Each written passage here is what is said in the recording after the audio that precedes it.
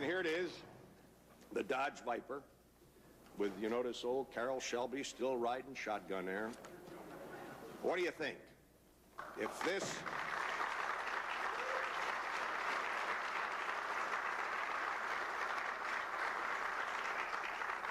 doesn't excite you, then check your pulse, because you aren't feeling too damn well this morning. It's been the hit of auto shows here, and it's made the cover of 6 magazines before we even showed it in Europe. These were European magazines.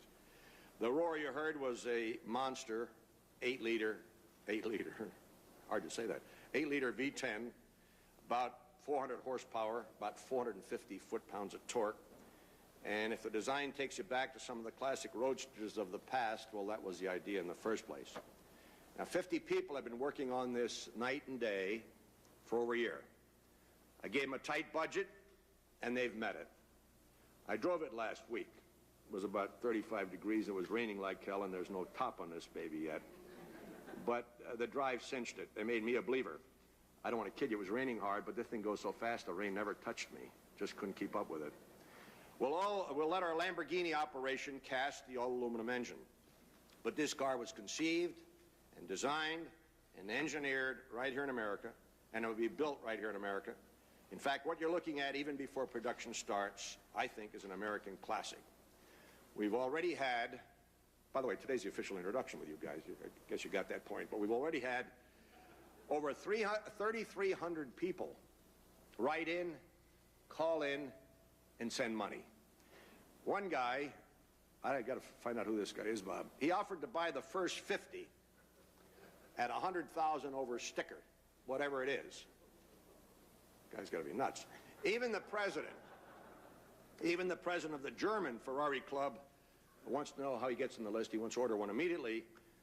But being honest, with the small production run we have planned, not everybody who wants one is going to be able to get one, unless they don't mind waiting in line for a little while. But let me tell you who's going to be first in line.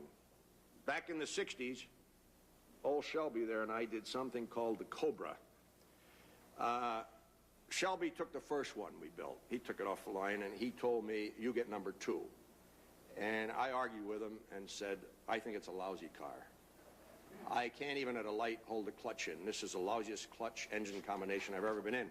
So I passed and did not buy it. Shelby has sort of a priceless museum piece with number 1. I got nothing. I think he's been offered $6-7 million for it. Well, the reason I'm telling you this, I am not making the same mistake twice. This one right here is mine. I don't care what they do with the rest of them. So Bob, come here, Bob Lutz. We don't want to over-dramatize this. There's the gear shift. Go build the damn thing, will you? Certainly will.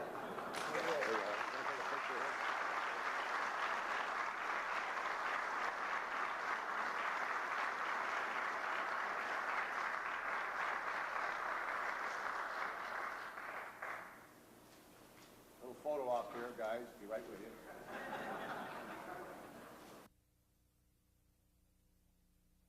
Price yet for the Viper, and how many do you plan to make first year? How many you plan to I was sell? afraid somebody was going to ask that. I don't want to be pinned down to this, but this car should be with the big V10 in it. Under 50, 45, 41, 48, 49, 995, something like, I don't know. I really don't know. And as far as volume, we're going to start slow with the first build is 200. The guys have done a fantastic job. The concept of this, they had a cross-functional team. The guys have their own little headquarters. They do everything right from design, the concept, right through the build. They'll start with 200.